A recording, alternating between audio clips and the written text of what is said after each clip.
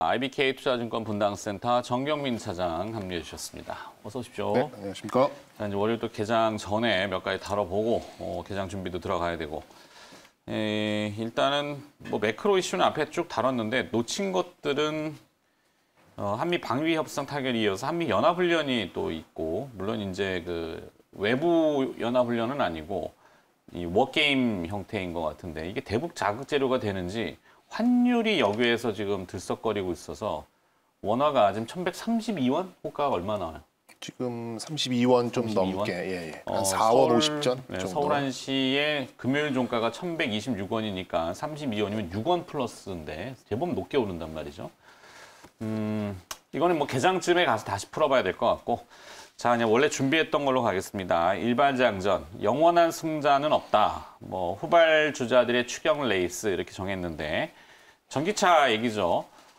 지난 주말에 앞서도 뭐 말씀드렸고 여러분들 보셨겠지만 테슬라만 주가가 3% 떨어졌어요. 네. 네, 그거와 관련돼서 국내에는 또 상대적으로 수혜가 되지 않을까라는 의미로 현대모비스를 한 번 더 보도록 하죠.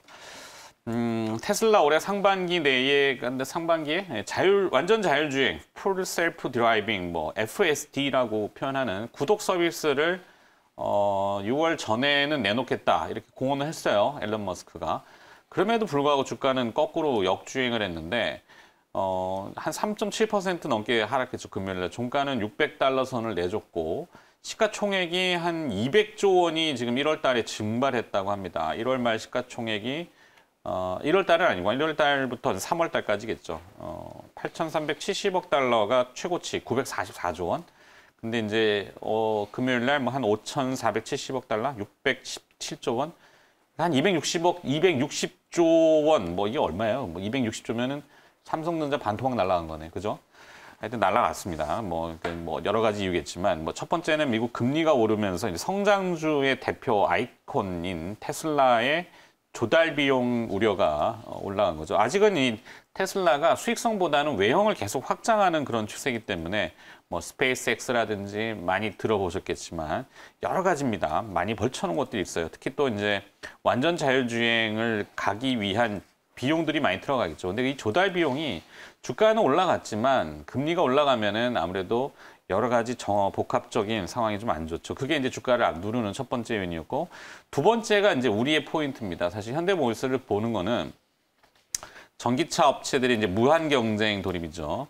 앞서 이제 김영 매니저 아이오닉 5 얘기를 해주셨나요? 아니요. 아, 저기 계셨구나. 네. 이영도 차장이 하고 가셨구나. 정보회에서 하셨죠. 네네, 죄송합니다. 네. 아이오닉 5, 그다음에 이제 포드의 머스탱 마하2라고 합니다. 머스탱 시리즈인데 그것도 이제 신차가 나오고 전기차입니다. 폭스바겐의 ID3, 뭐 종류들은 많은데 중국의 이제 전기차 저가차들 공세까지 경쟁이 이제 치열해지는 건데 테슬라가 그러면 좀 주춤거릴 때 우리가 치고 갈 수 있는 시간적인 여유가 좀 생기지 않았을까? 물론 이제 전기차 전체적으로 보면은 대부분 다 지금 부품 공부 차량용 반도체가 뭐 게임기라든지 이게 그 코로나 때문에 그쪽으로 다 빠져나가가지고 차량에 쓸 수 있는 반도체들이 부족한 거죠. 그래서 다 같이 못 만들고 있는 건 사실입니다. 완성차들 전체가. 근데 이렇게 시간이 벌어지면은 우리는 이제 뭔가 준비할 수 있는 것들이 많아서 현대모비스가 하고는 뭐 전기차, 수소차의 전기 모터, 감속기, 뭐 인버터, 배터리 또 현대모비스가 내놓은 재료 중에 LG U+, 현대오토론, 텔레칩스, 뭐 오비고, 유니트론텍 이런 아모센스 이런 기업들하고 국내 소프트웨어 이제 컨소시엄을 구성했는데 테슬라 쫓아가 보겠다는 거죠. 완전 자율주행에. 그래서 현대모비스 말은 좀 빨리 드렸지만 하여튼 테슬라만이 영원한 승자는 아니다. 네, 이 얘기를 해드리려고 좀 꺼내봤는데 네. 뭐 중구난방이긴 하네요 좀. 네.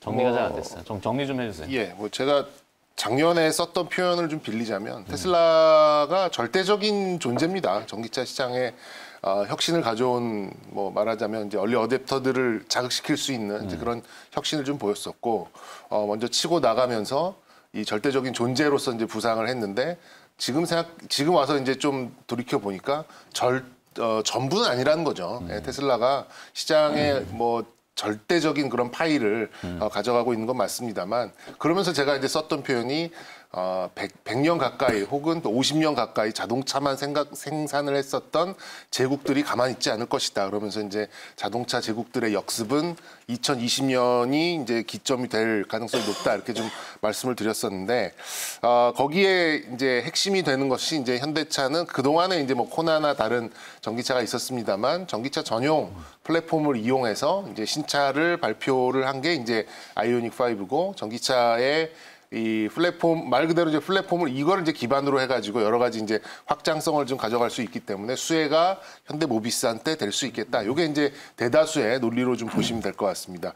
근데 지금 뭐 말씀을 주셨듯이 테슬라 주주분들이 우리나라에 많이 계시기 때문에 테슬라를 뭐 이제 어렵습니다. 이렇게 말씀드리기는 좀 그러면 안 될 것 같고, 과거 한 1, 2년간 테슬라가 올라왔었던 그런 속도를 또 기대하는 거는 좀 무리인 것 같아요. 왜냐면은 이제, 정말 자동차의 제국들, 독일에 있는 회사들, 미국에 있는 회사들, 우리나라에 있는 회사들, 뭐, 일본은 아직 좀 하이브리드에 좀 머물러 있는 것 같고, 이런 회사들이, 이제 역습을 시작하는 이제 그런 시점이 본격적으로 작년 말, 올해 초 이렇게 좀 시작되다 보니까 아무래도 이제 시장 점유율에 있어서 조금 타격을 받는 부분은 어느 정도 감안을 해야 될 것 같고 그리고 이 테슬라에만 좀 이제 계속 머물러 있었던 시장 관심은 어쨌든 이제 신차 발표를 내고 있는 기존 자동차의 제국들 뭐 이런 쪽으로 좀 확산이 되는 가능성이 좀 매우 높아지고 있다 이렇게 좀 보시면 될 것 같습니다. 따라서 이제 테슬라가 과거에 한 1, 2년 정도의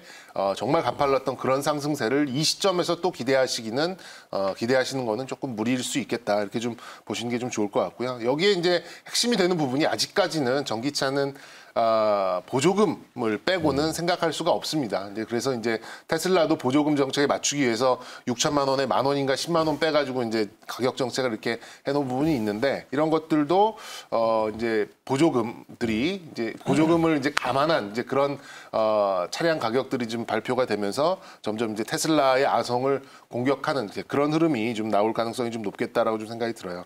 근데 이제 테슬라 같은 경우도 이제 이런 뭐 삼성전자가 지금 최근에 뭐 한 2, 3천억 정도의 한 달이 좀 셧다운되면서 거기에서 나왔었던 이제 손실 뭐 이런 것들이 있잖아요. 그러면은 2, 3천억 곱하기 삼성전자의 PER 그래 딱 곱하면은 한 2, 3조 정도 뒤로 밀리는 거는 이제 감안을 해야 되듯이 테슬라도 그런 것 같습니다. 시장 점유율이 조금 타격을 받는 거면 거기에 순이익 곱하기 테슬라는 또 PER도 많잖아요. 그런 것들은 이제 조금 후퇴하는 그런 길이 예.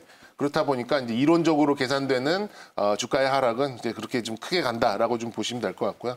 현대모비스는 좀 무거운 종목이긴 합니다만 그래도 무거운 만큼 좀 지속성은 있어 보이는 그런 종목이기 때문에 지금 이 자리에서 현대모비스를 뭐 너무 많이 올랐다, 너무 적게 올랐다 이렇게 좀 딱 단정지어서 말씀드릴 수는 없겠습니다만 뭐 저는 이제 지속성을 가지고 갈 가능성은 매우 높겠다라고 좀 말씀을 드릴 수 있겠고 종목을 하나 좀 더 한다면은 오늘 뭐 반등이 좀 나오긴 할 것 같은데 지난주 금요일 날 이영수 대표 나와서 했었던 종목이죠. 네. 한국단자라는 종목이 있어요. 전 좀 인상 깊게 좀 봤었는데요.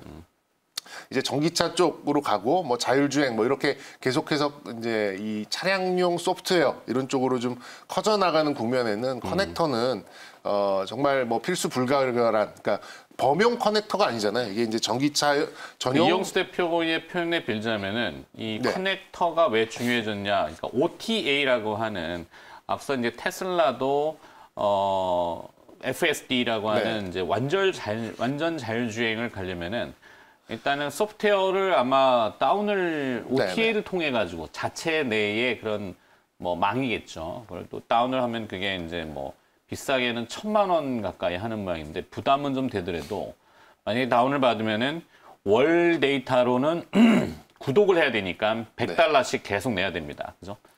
그 업데이트 되는 것들을. 그거를 이제 테슬라가 하겠다고 이제 그게 하는 이제 거고. OTA라고 하는 형태인데 Over the Air라는 이제 그게 옛날에 영화 그 많은 데이터들이 오려면은 저런 커넥터들이 있어야 원활하게 맞습니다. 출입이 돼야 되거든요. 데이터를. 그래서 이제 커넥터인 한국 단자를 이영수 대표가 금요일 날 포인트로 많이 지적을 해주셨는데 그런 측면이에요. 그래서 옛날에 근데 영화 OTA가 이게 아이오닉 5에 안 들어갔더라고요. 예. 여기 탑재가 그러니까 OTA가 이제 여러 가지 이제 정의를 내릴 수 있는데 네. 여기서 말하는 OTA 같은 경우에는 이제 뭐 우리가 지금 그 내비게이션 그 GPS 쓰고 있는 이제 거기에서 자동 업데이트하는 것도 일종의 OTA 일종이기 때문에 뭐 OTA가 아예 안 들어갔다 이렇게 얘기하기는 어렵습니다만 네. 지금 테슬라가 하고 있는 방식은 OTA의 핵심은 이제 BMS 시스템이에요. 그래서 이제 이 배터리를 어떻게 이제 컨트롤할지 이거에 대한 소프트웨어를 뭐 가만히 앉아서 뭐 차고에 들어가지 않더라도 정비를 받지 않더라도 뭐 자연스럽게 우리 휴대폰 업데이트 하듯이 이렇게 업데이트를 할 수 있는 이제 그런 기능이 이제 OTA라고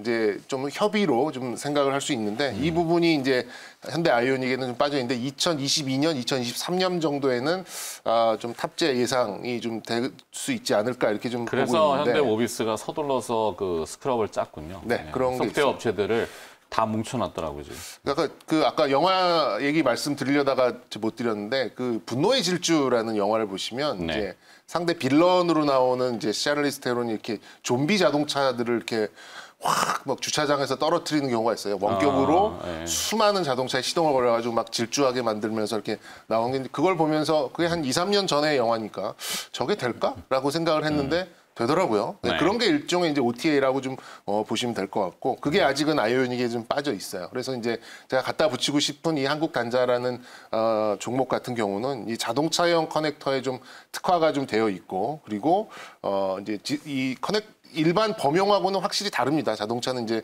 충격 그리고 외부 온도 그리고 습도 이런 것들에 다 왜냐하면 예전처럼 이제 기계만 가지고 이렇게 좀 전력만 왔다 갔다 하는 부분이 아니라 말 그대로 이제 데이터를 주고받아야 되는 이제 그런 상황까지 가다 보니까 이 한국 단자의 가치, 그러니까 한국 단자가 이 전기차용으로 들어가면서 여기에서 좀 마진을 가져가는 부분이 상대적으로 상당히 커질 가능성이 좀 높게 보고 있어서 저는 그 현대 모비스와 함께 같이 보실 종목은 한국 단자 이렇게 좀 말씀드리고 싶네요. 네, 김행 매니저 생각은 어때요? 네, 어쨌든 뭐 저는 모든 걸 다 아우를 수 있는 종목이 현대 모비스라고 보거든요. 그래서 일단 뭐 누가 뭐라 그래도 탑픽은 현대 모비스일 수밖에 없다. 앞으로 이제 주가도 이렇게 밀려 있어서 그렇죠. 많이 위치를 밀렸기 보고 때문에 그냥, 기술적으로는 충분히 우리 지금 현재 뭐 시장을 바라보는 관점에서 내가 지금 포트에 뭔가 이제 새롭게 조금 담아볼 기업 중에 우선순위를 따진다라고 하면 뭐 자동차 전장과 관련된 기업 중에서는 단연 뭐 현대 모비스가 저는 압도적으로 지금 손에 좀 꼽힐 수 있다 이렇게 말씀을 좀 드려보도록 하고요. 우리의 논의가 이제 테슬라에서부터 시작됐잖아요. 네. 테슬라의 주가가 최근에 왜 이렇게 많이 빠지고 있는가? 많은 이유가 있어요. 뭐 비트코인이 가격이 이제 더 이상 오르지 않아서 그것도 하나의 좀 이유인 것 같고 아까 이제 시장 점유율 말씀을 해주셨잖아요. 실제로 이제 그 미국 시장에서 이제 2월달에 이제 판매된 이제 자동차 판매와 관련된 부분에 있어서 내연기관 차량의 어떤 판매량이 전체 점유율이 한 5.4%가 줄었다라고 해요. 이거 정말 좀 놀랄만한 수치거든요.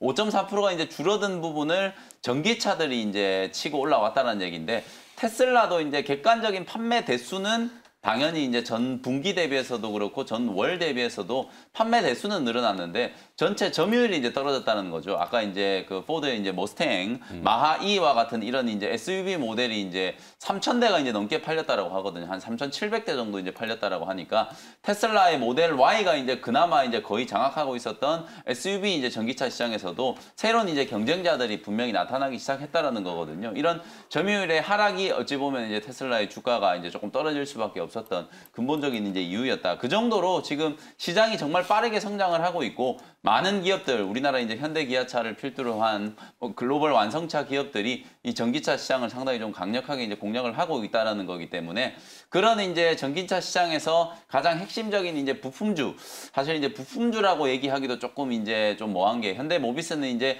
그야말로 이제 전장 플랫폼 기업이 이제 되고 있다라고 볼 수 있거든요. 뭐 그런 관점에서 본다면 현대 모비스 여러분들 반드시 좀 관심을 좀 가지셔야 되는 부분이고 방금 이제 OTA 얘기를 해주셨잖아요. 저는 네네. 이제 우리 이제 시작하기 전에 막 ODA가 뭘까 막 갑자기 이렇게 이제 생각을 하고 있다. OTA거든요. 오버 더 에어라고 해가지고 쉽게 얘기하면 이제 이런 누가 거예요. ODA라고 그랬어요? 네.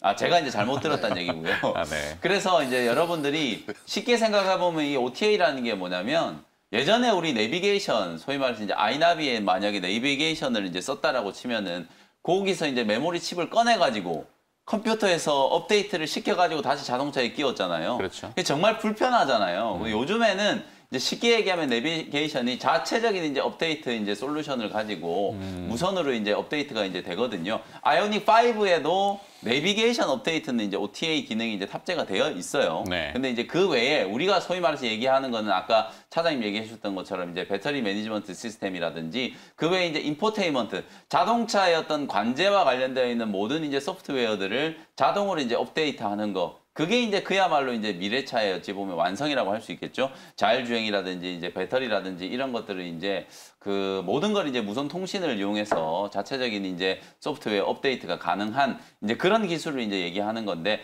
사실상 지금 제네시스에는 그런 기능들이 이제 탑재가 됐어요. 2019년부터 이미 탑재가 좀 됐는데 요번에 이제 아이오닉 5에는 OTA가 이제 전면적으로 이제 채택은 되지 않았다. 다음 이제 차기 모델부터는 뭐 채택이 될 거다라고 지금 예상들은 하는데 뭐 구체적인 일정은 회사가 이제 발표를 해봐야 알 수가 있는 부분이고 그래서 이제 관련된 종목들을 이제 아까 그 현대모비스가 얼라이언스 소위 말해서 이제 연합을 이제 구축을 하고 있다라는 말씀드렸잖아요. 거기에 이제 포함될 수 있는 기업 중에 하나가 이제 유니트론텍이라는 그러니까, 기업이거든요. 네. 요런 이제 중소형주들도 어찌 보면은 이제 차량용 반도체라든지 디스플레이 그리고 이제 인포테인먼트하고 결합돼 가지고 분명히 이제 강점을 좀 가질 수 있는 기업으로 성장할 수 있는 발판이 이제 만들어졌다. 이렇게 이제 생각이 좀 들고요.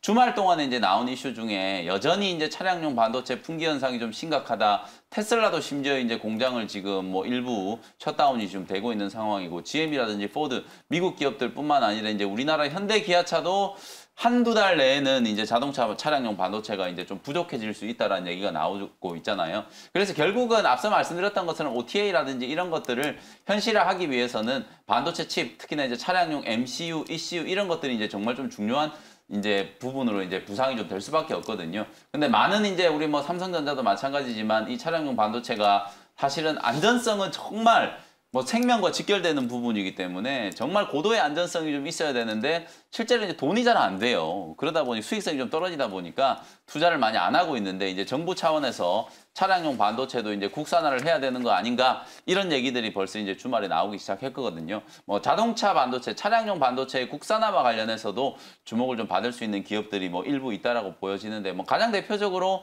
해성 DS 또 꼽을 수밖에 없을 거라고 보여지거든요. 해성 DS도 역시나 주가가 최근에 많이 좀 조정을 좀 받았기 때문에 현대모비스뿐만 아니라 해성 DS도 다시 한번 좀 관심을 좀 가져볼 수 있을 만한 타이밍이 아닌가. 해성 DS까지 추가를 좀 해드려 보도록 하겠습니다. 그러네요.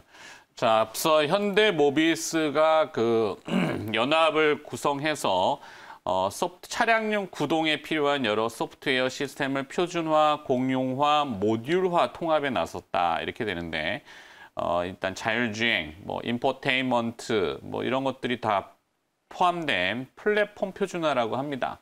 연합을 어떻게 구성했냐면 그 리스트가 이제 LG U 플러스 네. 통신이 들어가야 되겠죠. 현대 오트론인데 아마 현대 오트론은 현대 오토웨버로 통합이 네. 됐나? 네, 이렇게 될 거고 펠렛 칩스.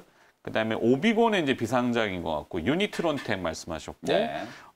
토르 드라이브라는 이것도 비상장인 것 같고 아모센스가 있는데 아모센스는 그러면 아모텍으로 또 봐야 되겠죠. 그렇죠. 아모센스도 곧 IPO를 준비하는 맞습니다. 것 같은데 네, 그렇게 참고해 보시면 될 것 같으니까 뭐 기업 리스트 오늘 어떻게 하다 보니까 자율주행과 관련돼서 쭉 그렇게 됐네요. 네. 네. 추가로 또 뭐 저 정도면은 일단은 예, 뭐 지금 일단 테슬라가 많이 빠졌던 이유가 테슬라는 더 빠질까요?